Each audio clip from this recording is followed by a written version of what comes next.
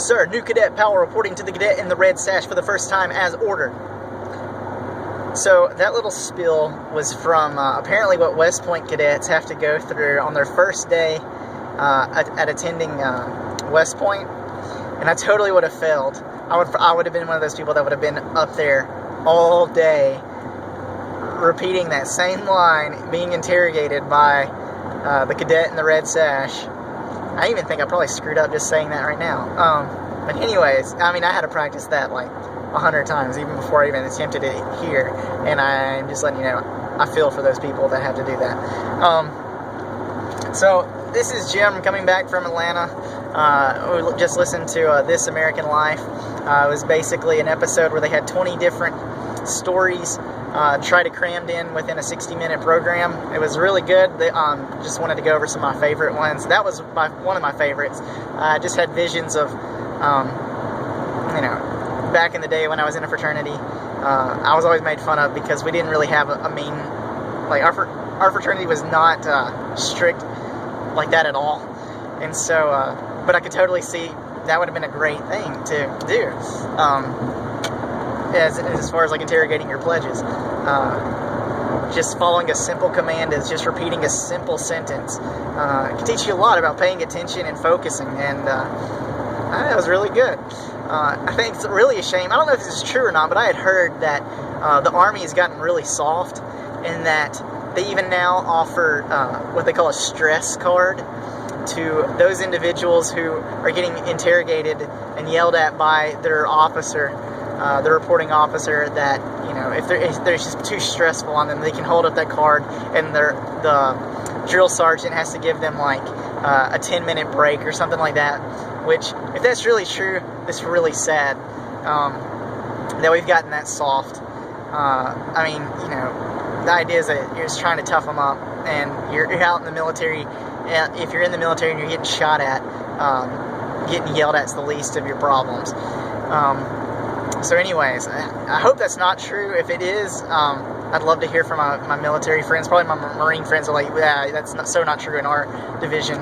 But I don't know, that was coming from an Army guy. And so I'd be interested to hear if that's true, or if any other Army guys out there, if there's really such a thing as a stress card now.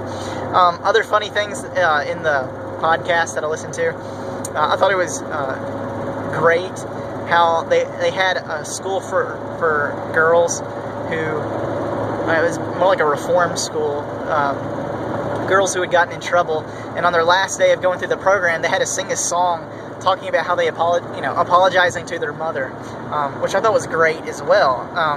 Then, you need to listen to the podcast. It was really sweet. It was really good. A few other ones that I thought were great. There was a story of a guy named Matt, and no one knew who he was. He worked in an office for a year and a half, and no one knew who this guy. No one knew his name. They knew he sat next to the printer, and that was it. And sadly enough, that would so be me in the office. The only thing that separates me probably from being Matt is I have a job that requires me to interact with people sometimes, or at least they need things from me. So people know who I am, but really, what's really bad on my part is I don't necessarily know who everybody else is, because I'm not really a social butterfly. So yeah, I apologize to those who might think I'm just a nerd and I don't like talking to people. I'm just an introvert, and I apologize for that. But anyways, so if you see that guy and you don't know who his name is, just go introduce yourself and say hi, and really try to get to know people, I guess is the real moral of the story. And it makes me think I really need to do a better job of doing that myself.